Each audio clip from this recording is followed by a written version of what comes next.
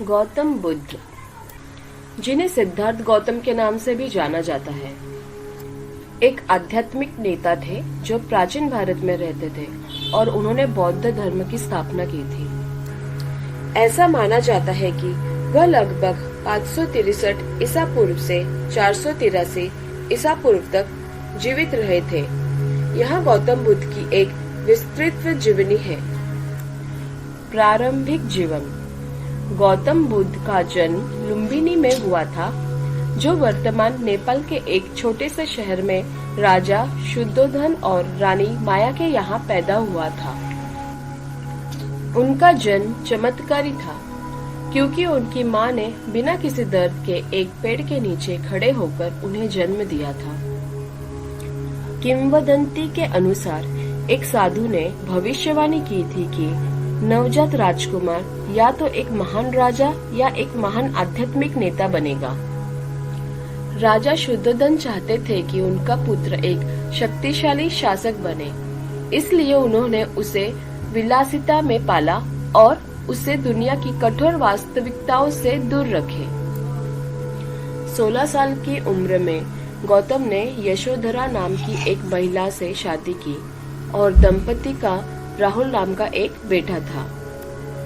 गौतम महल में एक आरामदायक जीवन व्यतीत करते थे, शाही जीवन शैली के सभी सुखों का आनंद लेते थे। हालांकि वह जल्द ही अपने अस्तित्व से असंतुष्ट हो गया और जीवन के अर्थ पर सवाल उठाने लगा। आध्यात्मिक यात्रा। बुद्ध के मन में धीरे धीरे परिवर्तन होने लगा। राजकुमार बुद्ध ने नगर में घूमने की इच्छा प्रकट की। नगर भ्रमण की उन्हें इजाजत मिल गई।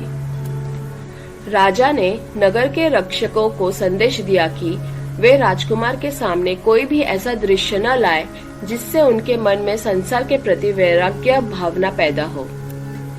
सिद्धार्थ नगर में घूमने गए। उन्होंने नगर में बूढ़े को देखा। उसे देखते ही उन्होंने सारथी से पूछा, ये कौन है? इसकी यह दशा क्यों हुई है? सारथी ने कहा, यह एक बूढ़ा आदमी है। बुढ़ापे में प्राय सभी आदमियों की यह हालत हो जाती है। सिद्धार्थ ने एक रोगी को देखा।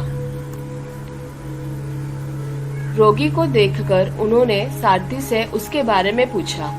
सारथी ने बताया, यह रोगी है और रोग से मनुष्य की ऐसी हालत हो जाती है।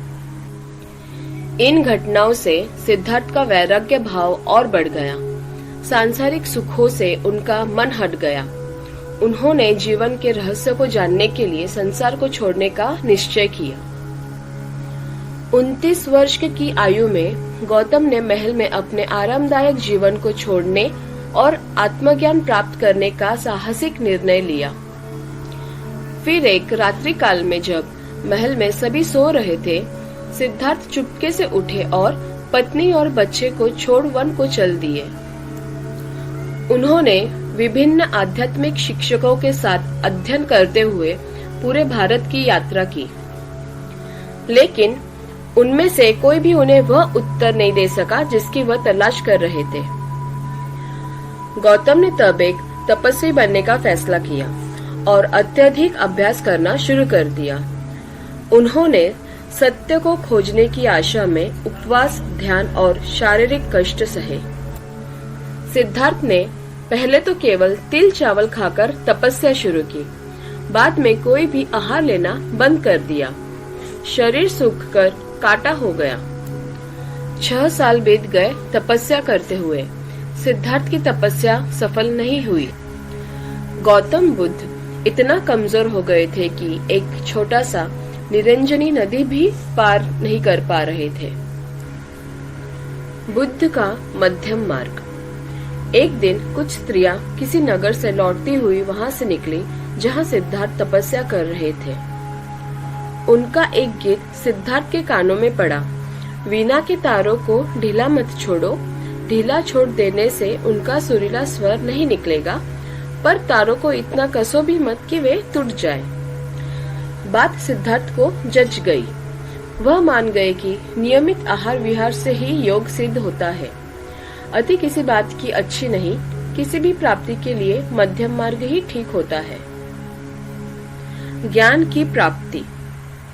35 वर्ष की आयु में वैशाखी पूर्णिमा के दिन सिद्धार्थ पीपल वृक्ष के नीचे ध्यानस्थ थे। बुद्ध ने बोध गया में निरंजना नदी के तट पर कठोर तपस्या की। समीपवर्ती गांव की एक स्त्री सुजाता को पुत्र हुआ। वह बेटे के लिए एक पीपल वृक्ष से मन्नत पूरी करने के लिए सोने के थाल में गाय के दूध की खीर भरकर पहुंची। सिद्धार्थ वहां बैठे ध्यान कर रहे थे। उन्हें लगा कि वृक्ष देवता ही मानो पूजा लेने के लिए शरीर धरकर बैठे हैं। सुजाता ने बड़े आदर से सिद्धार्थ को खीर भेंट की और कहा, जैसे मेरी मनोकामना पूरी हुई उसी तरह आपकी भी हो। तथा गौतम बुद्ध सुजाता नामक लड़की के हाथों खीर खाकर उपवास तोड़ा। इसके बाद उन्होंने बोधि वृक्ष के नीचे ध्यान करने का फैसला किया और तब तक नहीं उठने की कसम खाई जब तक कि उन्हें सच्चाई का पता नहीं चल गया। 49 दिनों के ध्यान के बाद गौतम ने आत्मज्ञान प्राप्त किया और सिद्धार्थ बुद्ध कहलाए, जिसका अर्थ है जागरूक। बौद्ध धर्म की शिक्षाएं और स्थापना। ज्ञान प्राप्त करने के बाद गौतम ने 4 आर्य सत्य और अष्टांग मार्ग की शिक्षा देना शुरू किया। उन्होंने अपनी शिक्षाओं का प्रसार करते हुए और शिष्यों को इकट्ठा करते हुए पूरे भारत की यात्रा की। उनकी शिक्षाओं ने करुणा, ध्यान और ज्ञान के महत्व पर जोर दिया और उन्होंने अपने अनुयायियों को एक सरल और नैतिक जीवन जीने के लिए प्रोत्साहित किया। गौतम बुद्ध ने संघ की भी स्थापना की, भिक्षुओं का एक समुदाय जो उनकी शिक्षाओं का पालन करते थे और मठों में एक साथ रहते थे। संघ बौद्ध धर्म का एक अभिन्न अंग बन गया और उसने गौतम की शिक्षाओं को संरक्षित और फैलाने में मदद की। मृत्यु और विरासत। गौतम बुद्ध ने 80 वर्ष की आयु में अपनी मृत्यु तक अपने संदेश को फैलाना जारी रखा। उनकी मृत्यु, जिसे परिनिर्वाण के रूप में जाना जाता है, दुनिया भर के बौद्ध धर्म के इतिहास में एक महत्वपूर्ण घटना के रूप में मनाया जाता है। गौतम बुद्ध की शिक्षाओं का दुनिया पर गहरा प्रभाव पड़ा है और बौद्ध धर्म अब दुनिया के प्रमुख धर्मों में से एक है। उनकी शिक्षाओं ने अनगिनत लोगों को प्रभावित किया है और आज भी लाखों लोगों को प्रेरित करती है। गौतम बुद्ध एक आध्यात्मिक नेता, करुणा और ज्ञान के प्रतीक के रूप में पूजनीय है। आपका दिन मंगलमय हो। Please like, share and subscribe.